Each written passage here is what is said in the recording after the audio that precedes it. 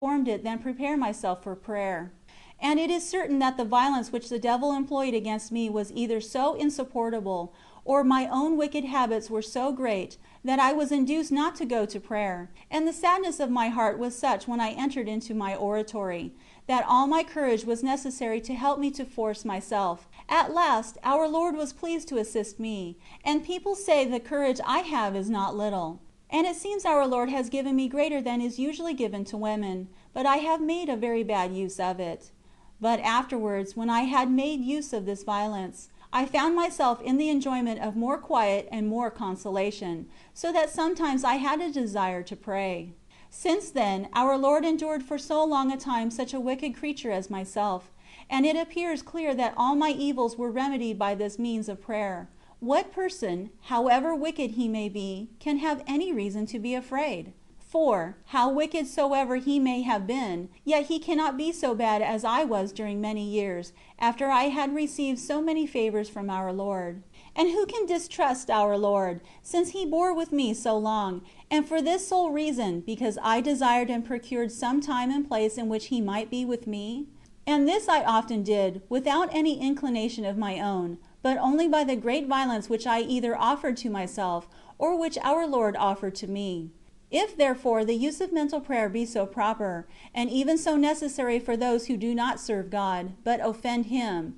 and since no one can possibly find it can do Him any harm, which would not be much greater without prayer, how can they omit it who serve God and desire to love Him? Most certainly, unless a man wishes to pass through the troubles of this life with still more numerous troubles, and to close the gate against God Himself, lest He should by this means give him comfort, I cannot understand his manner of proceeding. I have indeed much compassion for those souls who serve God at their own cost, but as for those who use mental prayer, our Lord bears their expenses, and repays the little trouble they endure with many pleasures, that so they may bear those troubles for His sake. Concerning those caresses which our Lord gives to those who persevere in prayer, I shall speak more at length further on, and shall say nothing here. I will only mention, that prayer was the gate through which God bestowed on me such great favors. If that be closed, I know not how He will bestow them, because though He should desire to enter a soul, to regale both Himself and her, He has no means of doing so, because He wishes to have her all to Himself,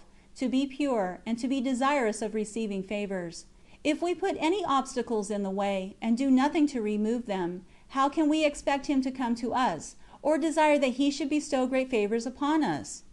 In order that His mercy may be seen, and the great benefit it was for me, not to have omitted prayer and reading, I will here mention, since to understand this point is very important, what kind of a battery the devil raises against a soul in order to gain her, and with what art and mercy our Lord endeavors to draw her to Himself, in order that others may be on their guard against those dangers to which I expose myself. But, above all things, by the great love with which our Lord seeks to draw us to Him, I entreat others, for the love of God, to keep themselves from dangerous occasions. For when we are in the midst of them, there can be no security against so many enemies who attack us, especially as we are so weak in defending ourselves. I wish I could here describe the captivity in which my soul was bound in those days, for I knew well I was a captive, but yet I could not understand to what I was a slave, nor could I wholly believe that what my confessors represented as trifling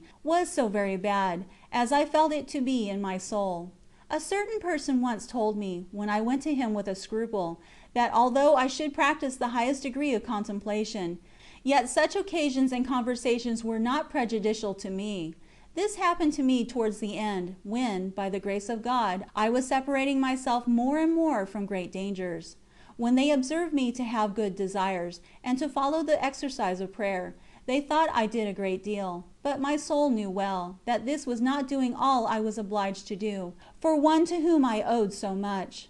I am now grieved when I consider how much my soul suffered, and what little help she received from anyone but God, and how many opportunities I had for pleasures and pastimes, by being told they were lawful. But the torment which I endured by hearing sermons was not little, for I was particularly fond of them, insomuch so, that whenever I heard anyone preach well, and with animation, I conceived a particular love for him, without endeavoring to feel it, though I know not how I came to have it.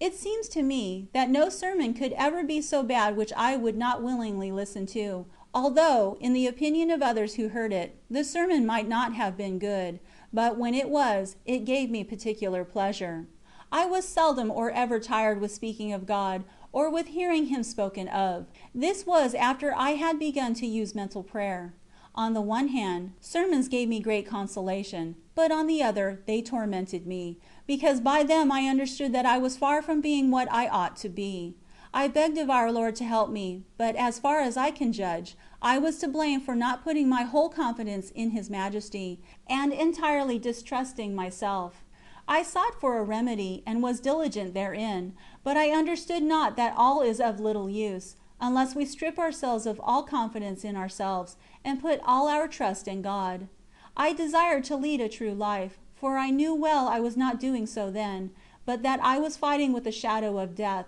and there was no one who could give me life. I could not take it myself, and He who could give it to me had reason enough not to help me, since He had so often drawn me to Himself, and I had left Him. End of chapter 8.